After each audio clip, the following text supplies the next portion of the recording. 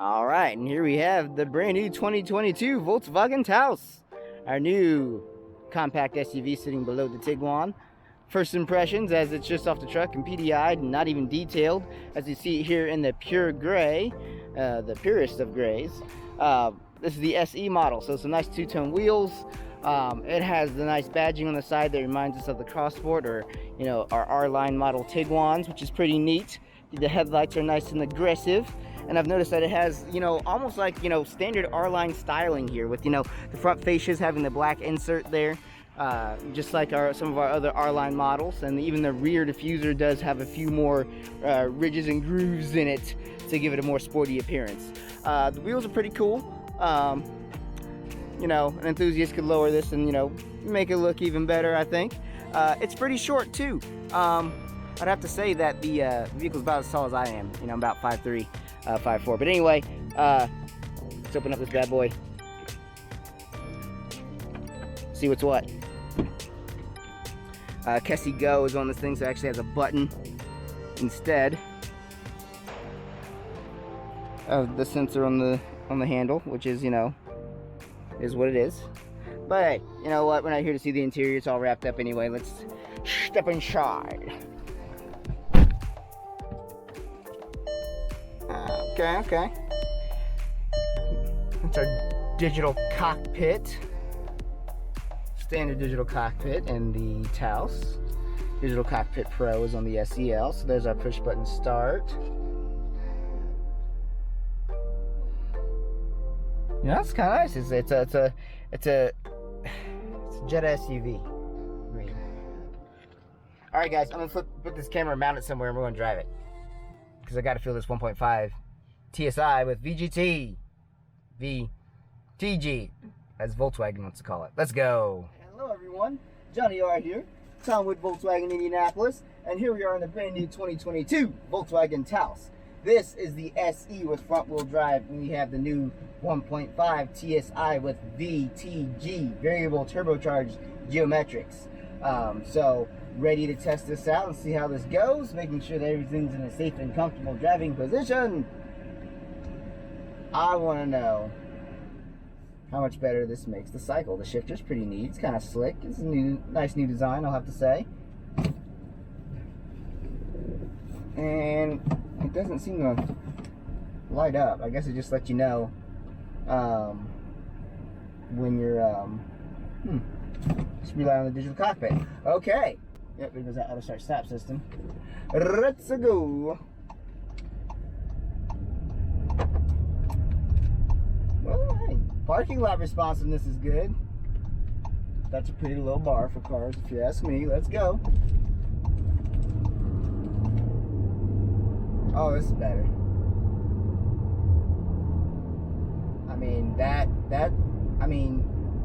That 0 to 40, 45 was really smooth. Oh, that's right, IQ drive. We have lane assist active.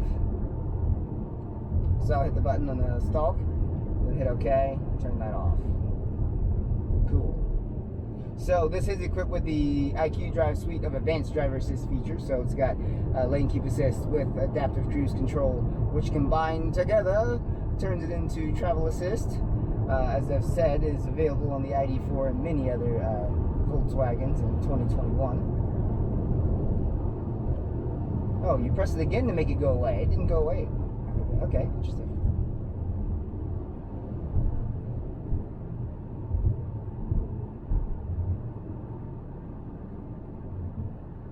Still pretty quiet.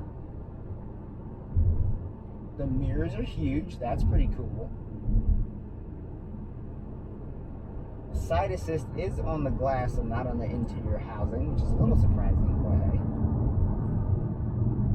It's got the side assist. Of course, part of IQ Drive. Let's see here. For the transmission in sport mode, this 8-speed automatic on the front wheel drive.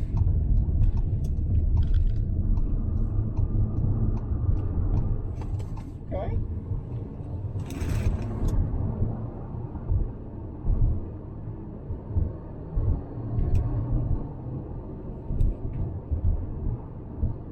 Back in the drive, insulation.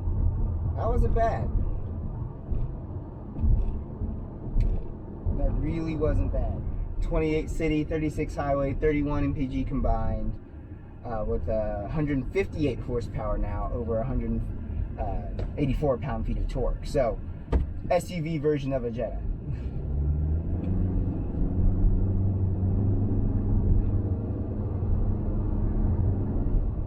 You can hear little turbo noises if you're quiet enough. Of course, infotainment's all there. You know, you got wireless charging down below. You have 2 USB-Cs, 12 volt here, manual climate control, heated seats up front, 3 grade, of course. That hasn't changed. Auto start stop system. Apple CarPlay, Android Auto with wireless capability with a compatible phone. Some folks know the joke with that one.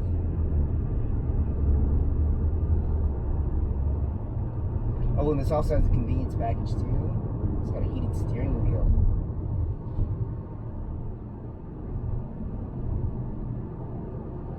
Yeah, I think folks who are like want something like a Jetta but want to sit up higher, you're like, I love my Jetta, but I want to sit up higher. But you're like, the Tiguan's either too big or maybe a little too much on the budget.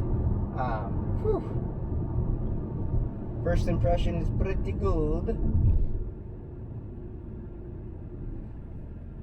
I would still love to drive the 4Motion, okay.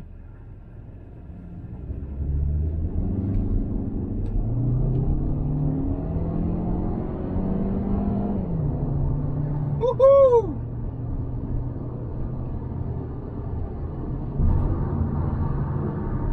Make some fun sounds when you get up there in the registers.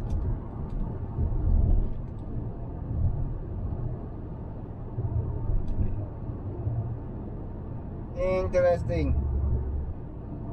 Very interesting. Blind spots are not bad, but your mirrors do make up with their size, and for any blind spot that you do have, and of course the side assist helps too.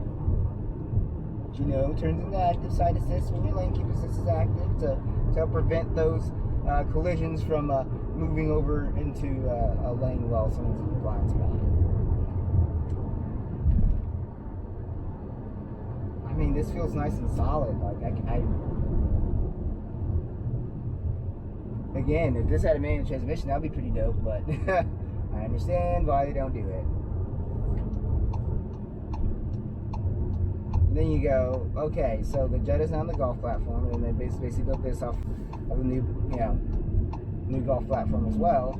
And with them discontinuing the Golf, I shake my fist at me, in the United States, not the GTIs and Rs, but the Z-Golf, you know, it's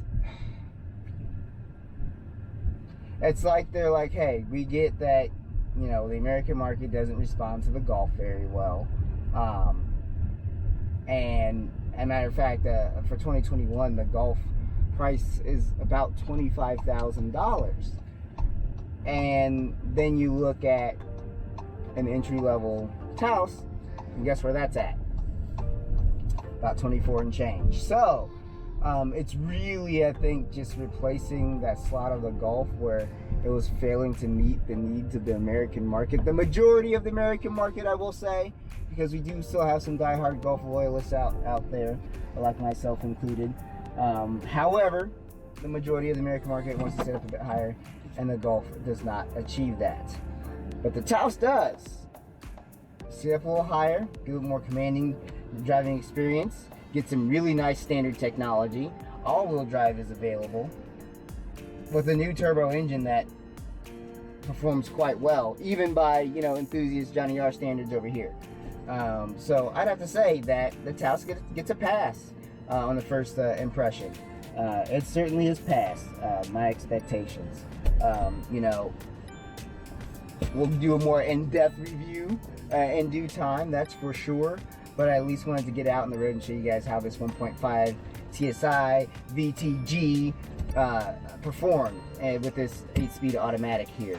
And of course, when we get some 4Motion all-wheel drives dropped off that are equipped with a 7-speed DSG instead of the 8-speed torque converting automatic found in the Jetta and Tiguan, and many other Volkswagens now. You know, that'll be an interesting feel. I want to feel how that DSG handles the power output of this 1.5 TSI VTG. So I know that's a lot of alphanumerics, but that's how Volkswagen is naming this thing. So I don't want to keep the video, make the video very long. So folks, thanks for watching. There'll be more coming out on the Volkswagen Taos, of course, with an actual review. And stay tuned, because the ID4 review will be out soon as well. Thank you guys so much for watching. I'll see you next time.